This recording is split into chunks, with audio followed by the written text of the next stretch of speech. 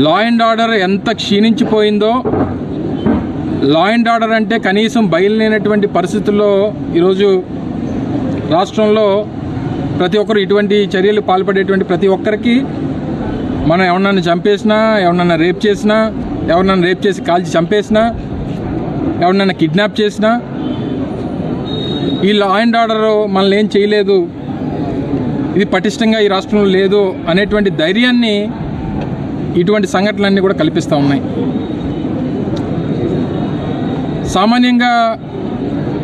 సామాన్యులు గత 15 మాసాలుగా ఈ రాష్ట్రంలో కూటమి ప్రభుత్వం అధికారంలోకి వచ్చిన తర్వాత మన జిల్లాలోనే అనేక ఇన్సిడెంట్స్ చూసాం. 9వ తరగతి విద్యార్థిని రాంబిలి మండలంలో ఆ అమ్మాయిని అత్యంత కిరాతకంగా అత్యాచారం చేసినటువంటి పరిస్థితులు చూసాం. స్వయంగా ఈ శాఖకి ప్రాతినిధ్యం వహిస్తున్నటువంటి మంత్రి గారి ఇలాకాలో అనేక ఇన్సిడెంట్స్ చూసాం. ఉమ్మడి